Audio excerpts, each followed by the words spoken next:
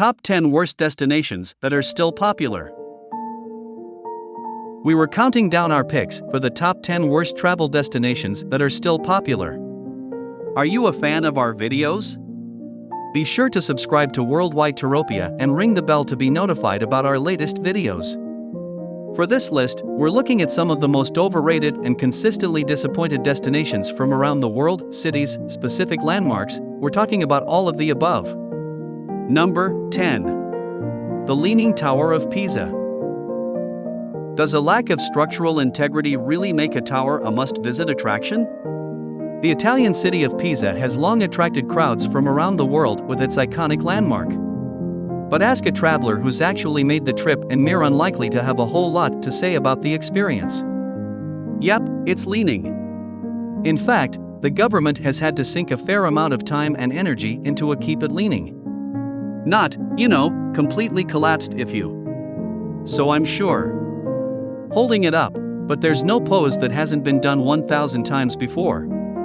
The architecture is reasonably impressive, but Italy is full of impressive and historic structures. Plus it's smaller in person than you'd expect. Number 9. Touristy London. Always a hot or even scorching take if you want, but we stand by it. London is an incredible city. Culturally and historically rich with much to offer travelers looking for a rewarding travel experience.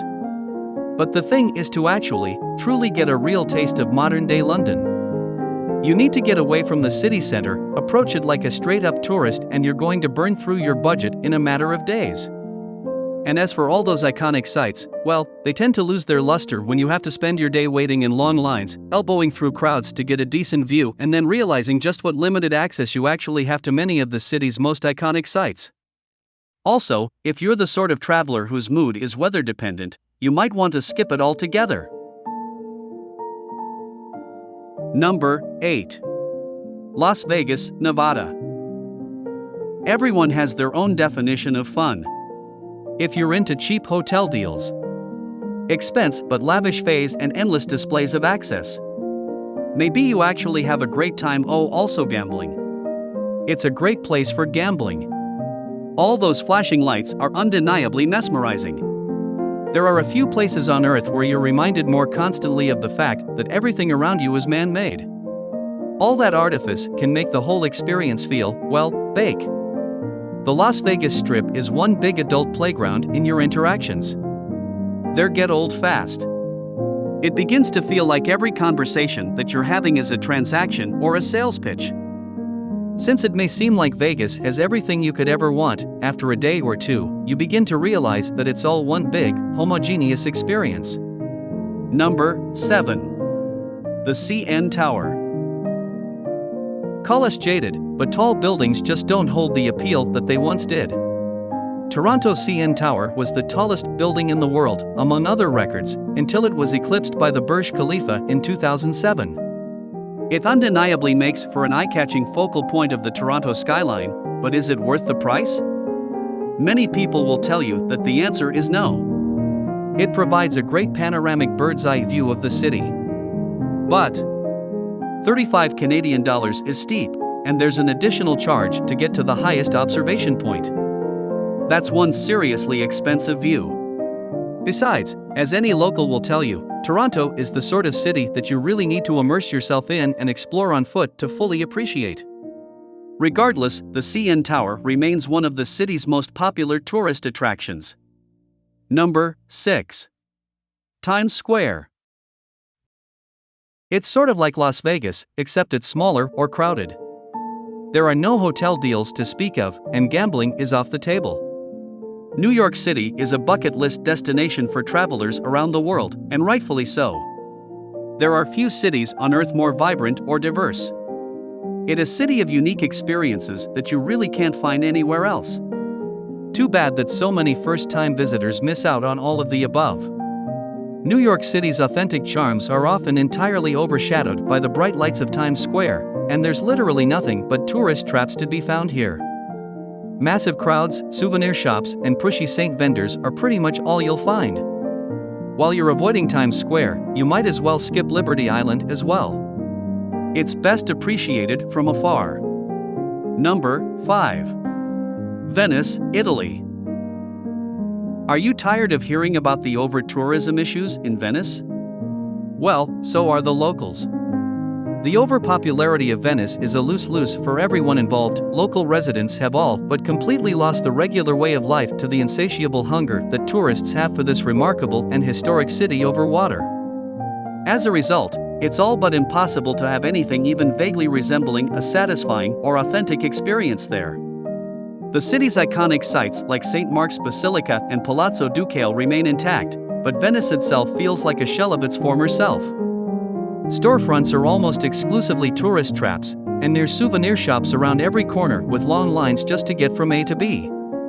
It feels more like a Venice theme park than a functioning city. The local government is making major efforts to address the problem. Here's hoping that change is on the horizon. Number 4. Loch Ness. Hey! If you're just in it for the beautiful landscape, then by all means, please visit Loch Ness. That being said, the Scottish island is chock full of picturesque lakes that are less crowded and more affordable. We're not here to argue whether or not the Loch Ness monster actually exists. But I am like Nessie. Let's be real here. You are not going to be the one to spot any creature and finally confirm its existence during your 3-day stay.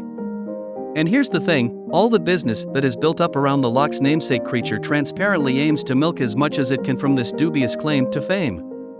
On average, you're likely to overpay for everything from your accommodations to a cup of tea as the result. Also, people seem to be overwhelmingly disappointed with the Loch Ness Center and exhibition, which has been described as both outdated and overpriced. Number 3. Santorini, Greece. Once upon a time, there was a magical island called Santorini, with its soaring cliffs, breathtaking ocean views, delicious seafood, welcoming people and charming little towns. It seemed almost too good to be true. But it was real, and those lucky enough to know about it and make the trip quickly fell in love. But then word spread and the tourists began to arrive by the boatload. Nowadays, during the normal tourist high season, travelers drastically outnumber locals. Tourism has eclipsed all other traditional industries and has brought in cookie-cutter tourist-centric businesses to match. The blue and white city of EWA is theoretically as beautiful as ever, but you can hardly make out the details amidst the throngs of tourists crowding its narrow streets. When an island of only about 15,000 residents plays host to over 2 million visitors a year, the island culture gets crushed. Number 2. The Blarney Stone. Don't get us wrong, we're suckers for a local legend and good old-fashioned folktale. But we also have a strong aversion to long lines for attractions that are consistently underwhelming. Sometimes the story surrounding a particular object of fascination is far more compelling than the object itself, such as the case with the Blarney Stone. Just a block of limestone set in place on Blarney Castle in 1446, the rock has a number of conflicting origin stories, but the general consensus is that it gives the gift. Eloquent speech. All you have to do is lie down and plant a big kiss. Spoiler: people don't generally report suddenly having a newfound way with words, but people keep visiting this tourist trap and paying good money for it. Kissing a high-touch surface these days? No thanks. Number 1. Christ the Redeemer. The city of Rio de Janeiro in Brazil has one of the most iconic skylines in the world. Seriously. Between its towering mountains, the beachfront, and this awe-inspiring statue, it looks more like concept art for a fantasy film than anything else. So to be clear, we highly recommend checking out this incredible city of liberty. The Christ the Redeemer statue is better appreciated from afar. Its impact is most valuable as part of the bigger metropolitan picture. In the sense of drama it brings to the city as a whole, it doesn't need to be seen up close and personal, because when you get up there, it's honestly smaller than you'd expect. There's always a massive crowd, effectively making it impossible to get the dreamy sort of photo op that you've been imagining. If you want the great view of city, considering checking out Baldia Sugar Loaf Mountain instead. If you like the video, be sure to subscribe and ring the bell to be notified about our latest videos.